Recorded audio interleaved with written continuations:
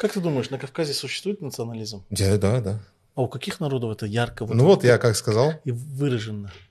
Ну вот насчет Вот адыгов я скажу. Вот ты как Вот нагаец. я скажу насчет, вот я сказал насчет чеченцев, да, вот если, скажем так, в отношении чеченцев я уже практически этого не встречаю, то в отношении адыгов это иногда по сей день прослеживается. Такое, скажем так, высокомерное немного отношение, хотя вот я скажу так, что ногаи и адыги – это два народа, которые, ну, на Кавказе, это два народа, которые больше всего друг с другом контактировали.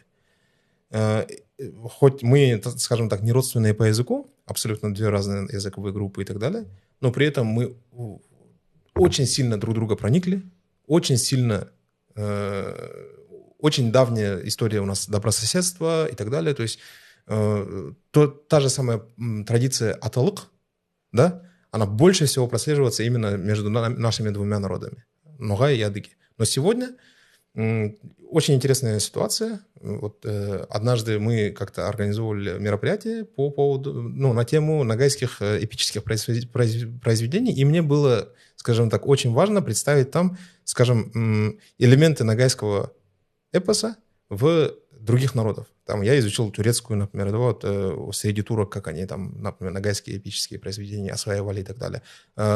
Были там представлены карачаево-балкарцы, были представлены там туркмены, там другие башкиры и так далее, ну, разные народы.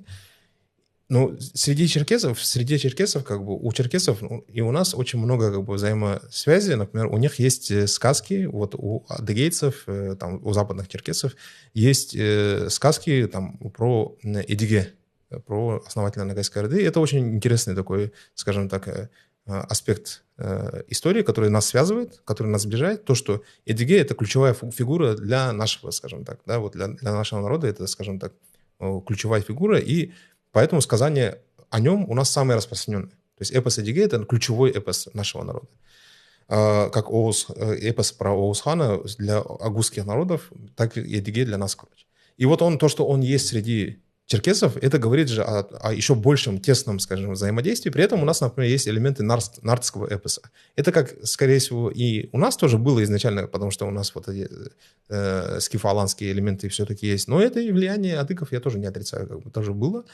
Вот. И я считаю, что вот элементы нардского эпоса и у нас, и эпос Эдиге у них, это как бы очень важный аспект, который мы должны изучать и о котором мы должны говорить.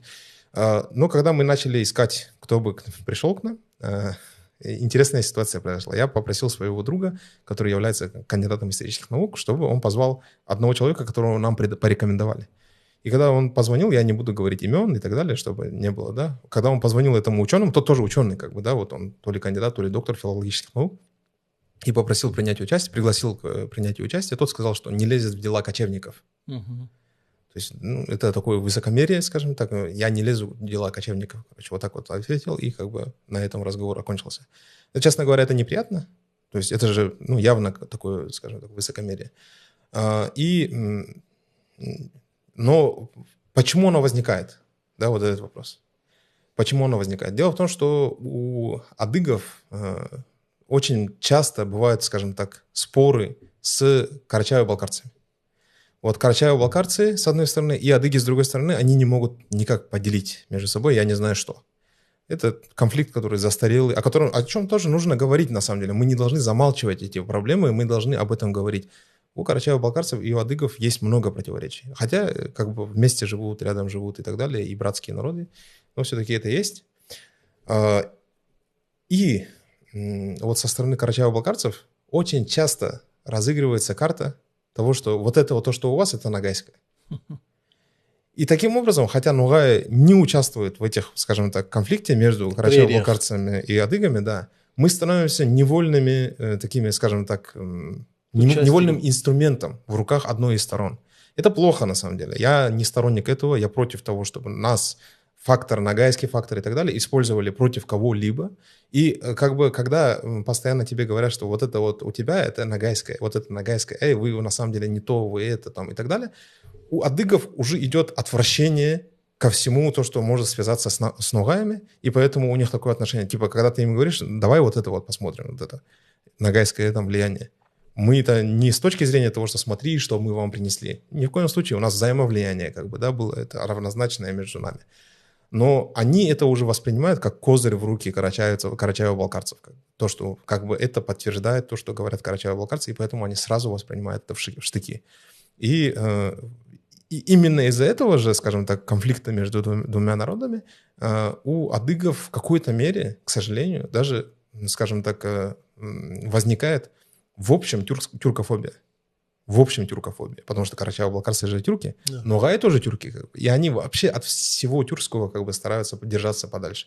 И это даже отражается на местных турецких черкесах. Хотя турецких черкесов приняли здесь турки и так далее, они вместе с тюрками живут, в Турции живут, разговаривают на турецком языке, но у них иногда на них влияет вот это вот то, что происходит на Кавказе. У чеченцев тоже, кстати, была тюркофобия одно время, но она закончилась с выходом сериала «Эртугрул», кажется. Вот. Была определенная тюркофобия, и мне интересную историю рассказывали про одного парня, который как бы ненавидел все тюркское, турецкое, и когда он сюда приехал и увидел это, мечети и так далее, и когда его родственники приехали, он начал вот так вот к мечетям подходить и говорить: смотрите, это вот построили наши предки, турки, османы, наши предки построили.